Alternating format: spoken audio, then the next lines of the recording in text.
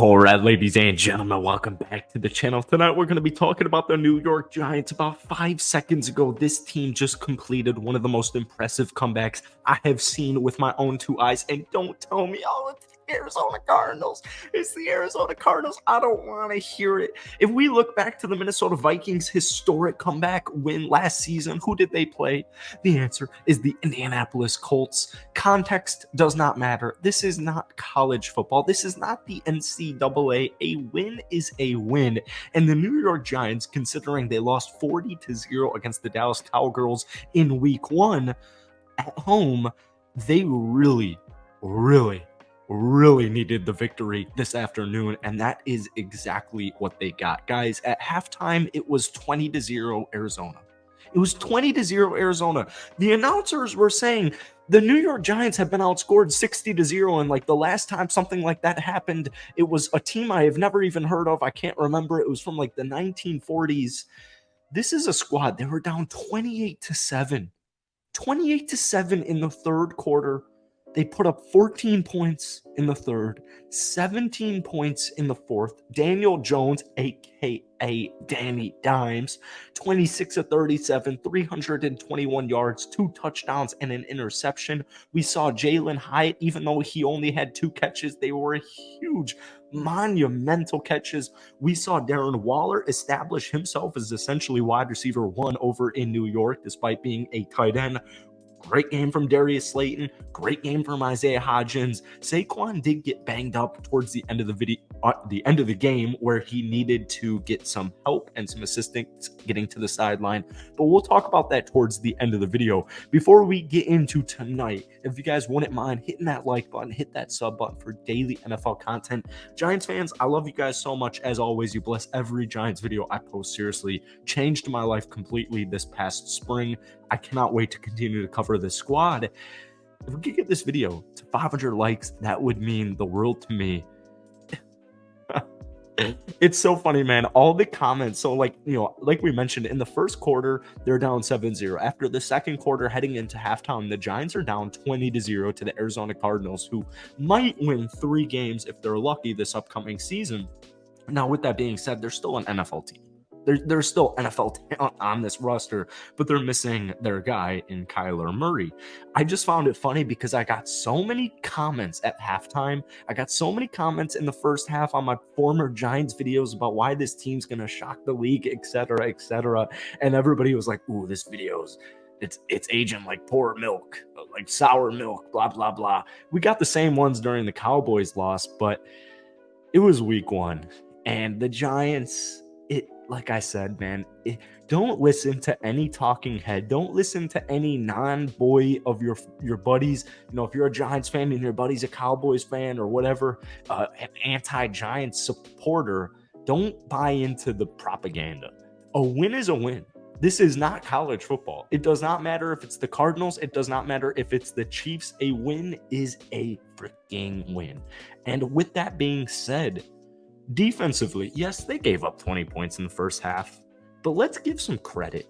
Let's give some props not only to Daniel Jones, Brian Daboll, and the New York Giants offense and staff.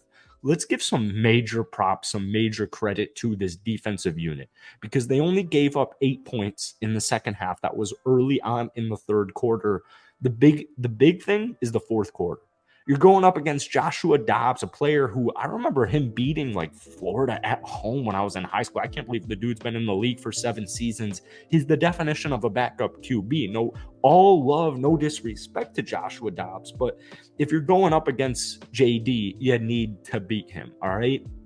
But this Giants defense in the second half, more specifically the fourth quarter, they were making play after play. They were getting stop after stop. It was a completely different world in the second half for this New York Giants team. I want to talk about this offense, and I want to talk about the wide receiver room real quick before we get into Saquon Barkley. So Jalen Hyatt, the rookie out of Tennessee, the 3rd-round draft pick, 2 catches, 89 yards for a long of 58. It was almost a touchdown. He was so close. This was a player, we made a Giants post-game video this past week after that brutal 40-0 loss against Dallas in week 1, and I mentioned a bunch of players offensively that we wanted to take an eye on. And one of them was obviously going to be Daniel Jones, but I had Jalen Hyatt, I had Darren Waller on that list, and then I had Isaiah Hodgins. All 4 of those players did what they needed to do. Good teams find ways to win. Good teams find ways to win. Literally, and I cannot state this enough. Don't listen to the media tomorrow. They're gonna try and tell you, your buddy who isn't a Giants fan is gonna try and tell you that this win doesn't move me. I've already gotten a couple of people saying, yeah, that win doesn't move me at all.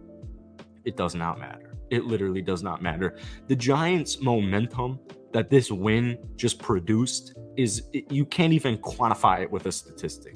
But Jalen Hyatt, in just his second NFL game, 2 catches, 89 yards, we're starting to see the playmaking flashes. Now, we talked about this all summer. When people look at the New York Giants, they get concerned because, first off, they have concerns with Daniel Jones, all right?